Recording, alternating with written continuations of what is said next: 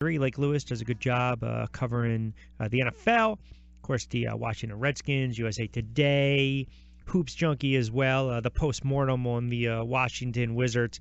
I will say this first and foremost, my friend. A, always good to catch up, and B, John Wall made me look like a fool in Game 7. He didn't have his best game, that's for sure, Q. he didn't. But you know what?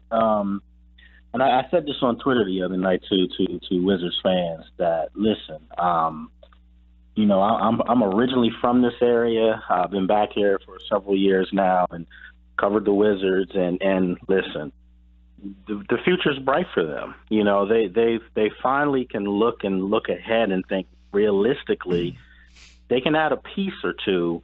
You know, I think it's painfully obvious that they need their center position. Yes. I think Gortat's a very good player, but he's not a player that's going to carry you come playoff time in any way, shape, possible. So if they can get a big that can give you some production, on the defensive side, I'm not even talking about offensively because Gortat does that. But as far as just, can be a rim protector because he looked exposed. He looked old out there.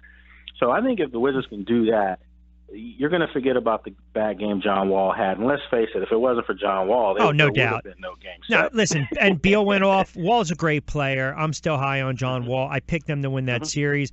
I was a little disappointed in some of the coaching and the defensive moves that Brooks was moving and making. And you're right. I mean, they were able to exploit that, especially at perimeter defense. I want to go back to a quick point before we move on. So, we talk a lot, obviously, about what the Sixers are doing, and you got teams like the Knicks, and we talked the Celtics and the Wizards and some of those teams in the Eastern Conference, right? You mentioned that the Wizards, their future is bright. Do you think there's more of an upside for what the Wizards are doing than a team like the Celtics who beat them, or a team like the Philadelphia 76ers who have been able, because of bad basketball, have the opportunity to acquire talent and then acquire more talent through draft picks going forward? Well, I think the order of what you just said is the way it's going to go. It's going to go Boston first. I mean, you're talking about the number 1 seed in the East getting the number 1 pick in the draft. I mean, they're only going to get better, and they've got some other picks too. So they're not going away. If anything, they should actually enhance their brand. And I think they've got just one of the best coaches in the NBA in Brad Stevens. I think he's phenomenal. So they're going to get better. They should close the gap considerably against Cleveland because they're getting ready to get blown up in this series. Just call it like it is. Yeah, I think it's a quick series too. Yeah, it's five games, Cleveland 4-1. So I think the next tier is the Wizards. I think they're right there. I mean, look, they just took the number 1 seed to a 7th game. They've proven that they've arrived. They're there. They're not going to fall by the wayside here. Only issue with them is the trade for Bogdanović. They gave up a first rounder. So, it's going to be a deep draft. A lot of these young kids coming out. So you really don't know what you're getting outside of maybe the top 6 or 7. So maybe they can get themselves a big that they can develop a little bit more. Maybe they can go out free agency and make a big splash and get a guy that wants to maybe form a legitimately super big 3 for them. So, and then Philadelphia, listen, I mean, we talked about this as long as you and I have been friends. They're here every year. For the last 15 years, they've been a team that has one of these top draft picks. Half of them don't work out. I do think that the future looks bright for them. They played really hard last year. They're still not there. Don't get me wrong. They can compete maybe for a 7 or 8 spot next year, regardless of who they draft. Right. But to say that their fortunes are going to turn around overnight, it doesn't work like that. No, it doesn't. It doesn't. Quickly, I want to get to a little NFL in a moment, but about 30 seconds on this. I just think yesterday I said it late going into that game last night. That's a game where Golden State was just going to run them out of the building. There's no Leonard. Mm-hmm. I think they're deflated. I think on merit maybe they win a game, but I just don't see how in the world they're going to compete with Golden State, especially with no Parker, no Leonard. No, it's over. And the sad part about it is we missed a potentially really intriguing series. I mean, call it what you want. They weren't losing game 1 if Leonard never got hurt. I mean, They were on their way to keeping that blowout going.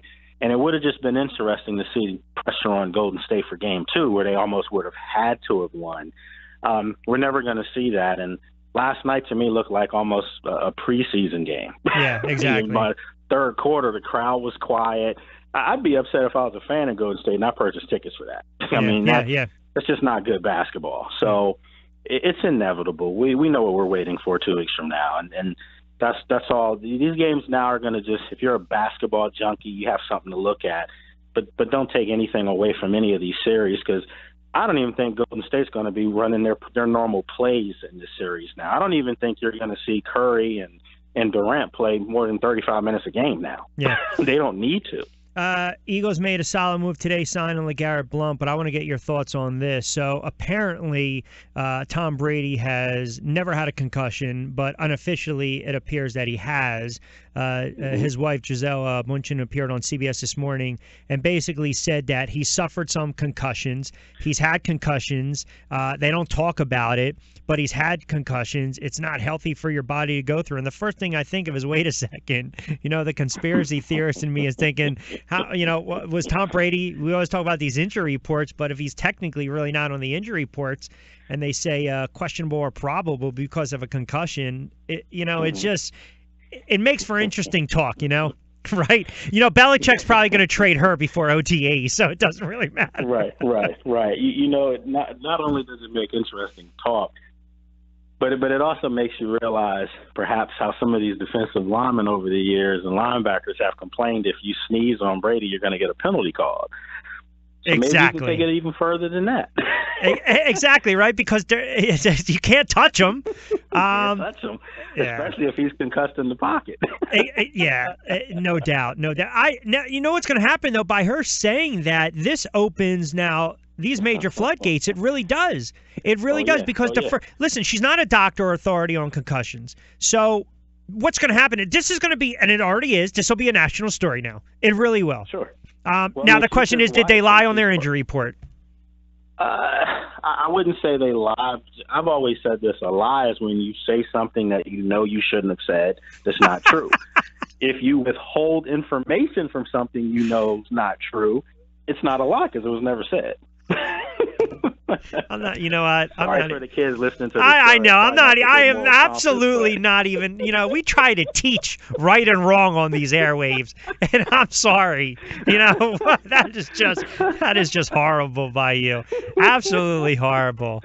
I mean, the young audience out there is thinking around, you know what? Here's a prominent guy in the media, Lake Lewis, and he's basically telling me it's like a Seinfeld episode. A lie is only, that's right. A lie is only a lie unless you believe it. I heard it on Q's show. Nah. Every day. Yeah, well, that's I'll tell you what. I got enough problems as it is. All right, got about 30 seconds before I let you get out of here because we're tight on time today. Who's going to be the top overall pick, or is Boston going to trade that #1 pick?